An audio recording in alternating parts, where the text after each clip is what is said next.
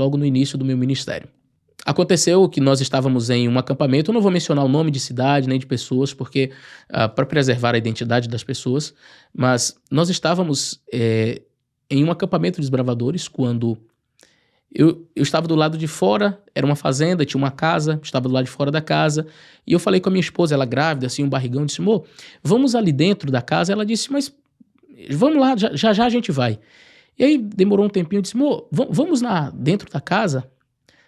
Ela, calma, a gente vai, só terminar aqui, ela conversando, e alguma coisa me incomodando, né? Eu disse, amor, vamos lá na casa? Ela disse, que tanto tem dentro dessa casa que você quer ir lá? Eu disse, não sei, vamos lá. Ela, tá, vamos.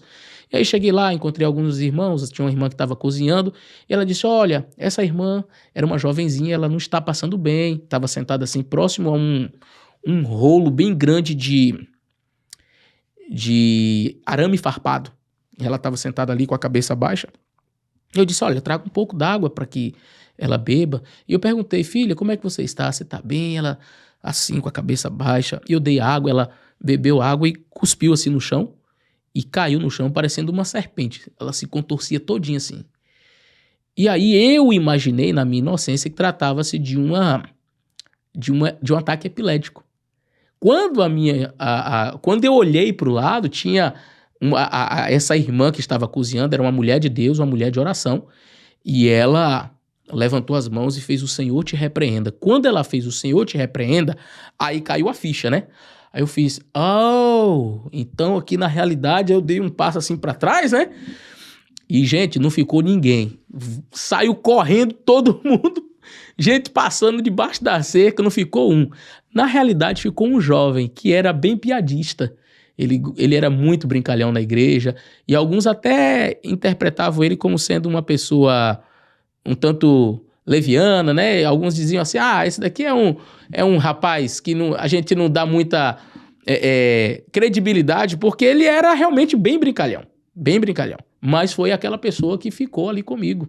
E eu achei isso muito interessante. Às vezes, só abrindo esse parênteses, a gente julga, né, o jovem porque ele é mais brincalhão, porque ele é piadista, a gente acha que a pessoa não tem comunhão com Deus.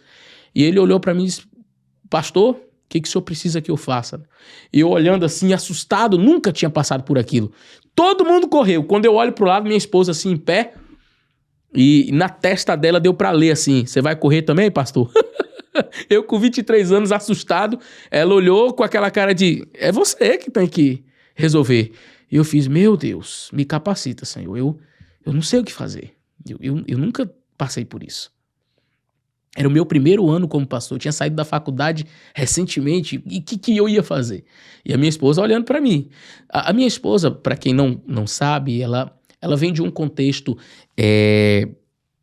assim, religioso bem diferente do nosso.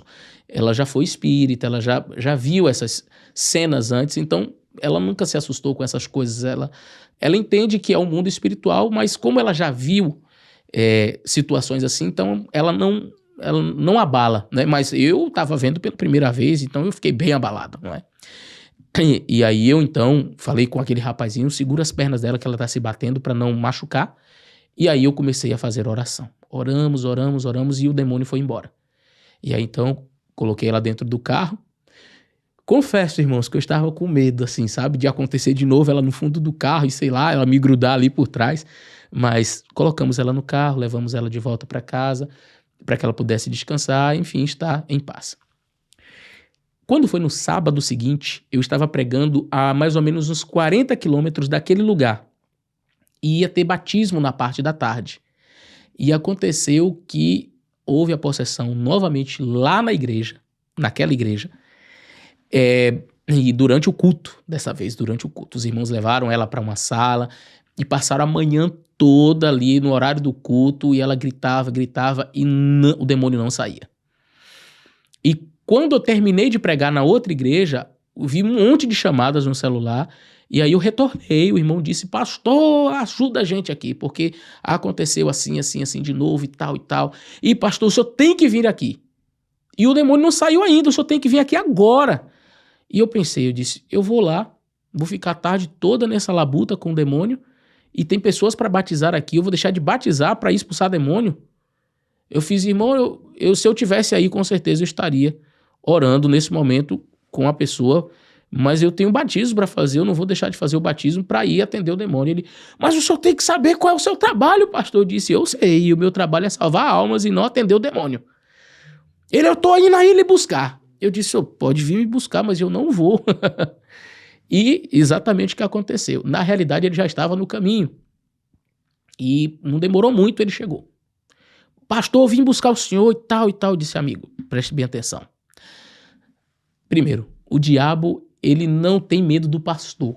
No sentido de, ele estava lá até possuindo a pessoa, chegou o pastor, deixa eu ir embora que chegou o pastor, gente, corre que chegou o pastor. Não funciona assim. Segunda coisa, Deus atende a nossa oração onde quer que a gente esteja. Deus não precisa que eu esteja do lado da moça para que o demônio seja expulso. Eu conheço a história de um pastor, foi meu professor, e aconteceu uma possessão, e ele por telefone, ele fez uma oração e o demônio foi embora. Por telefone o demônio foi embora. Então Deus atende a nossa oração onde quer que a gente esteja. E aí eu disse a ele, você acredita nisso? Ele, eu creio, mas o senhor tem que ir lá. Eu disse, eu não vou, mas eu quero ajoelhar com você aqui agora e vamos orar. E naquele momento nós oramos, eu me ajoelhei e nós oramos ali. E ele ficou chateado, ele saiu assim, eu percebi que ele estava contrariado. Mas nós fizemos a oração e eu pedi a Deus que libertasse a jovem.